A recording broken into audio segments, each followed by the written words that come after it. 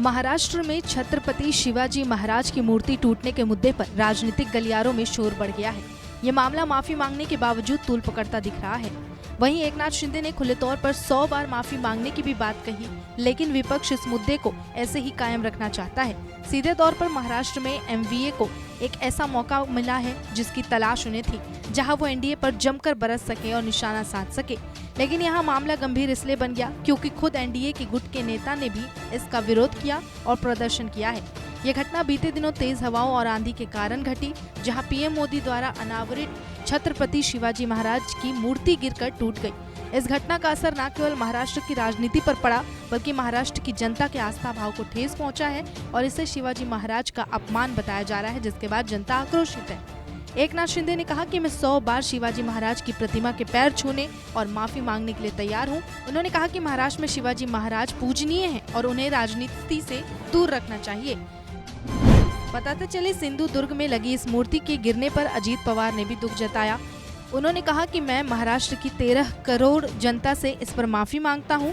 लगातार कह रहे हैं कि मैं 13 करोड़ लोगों से हाथ जोड़कर माफी मांगता हूं।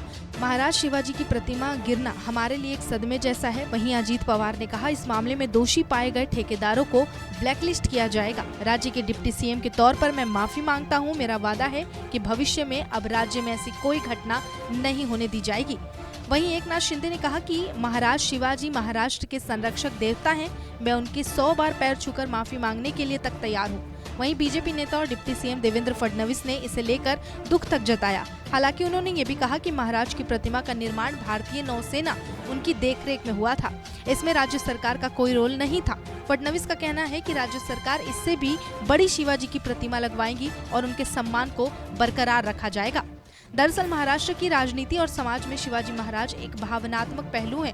कोई भी दल या नेता उनके सम्मान के साथ ही राजनीति कर सकता है। ऐसे में उनकी प्रतिमा का गिरना एक संवेदनशील मुद्दा है। यदि चुनाव तक ये मामला खिंच गया तो फिर एनडीए गठबंधन को इसका भारी नुकसान महाराष्ट्र में झेलना पड़ेगा। 2 कमेटी ज्वाइंट कमेटी बिठाई है। एक को इसकी इंक्वायरी जांच करेगी, कार्रवाई करेगी, और दूसरे पैरेलल ये जो छत्रपति शिवाजी महाराज जी का प्रतिमा जो है, वो स्टैच्यू है, उसको जल्द से जल्द बनाने की जो भावना है हमारे सभी लोगों की, वो जल्द से जल्द हो जाए।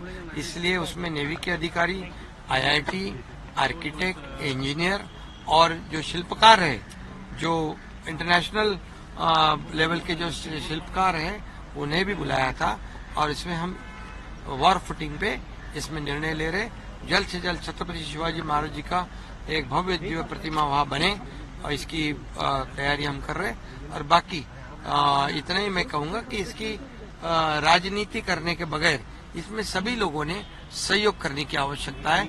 छत्रपति शिवाजी महाराज जी हमारे महाराष्ट्र के आराध्य देवता है और उसका आदर रखना, सम्मान रखना हम सभी का काम है। नमस्कार, मैं हूं मानक गुप्ता। अगर आपको हमारा ये वीडियो पसंद आया हो तो इसे लाइक और शेयर जरूर करें, और हाँ, हमें सब्सक्राइब और फॉलो करना ना भूलें, ताकि आप देश और दुनिया की कोई खबर मिस ना करें। तो जुड़े रहिए हमारे साथ और देखते रहिए न्यूज़ 24।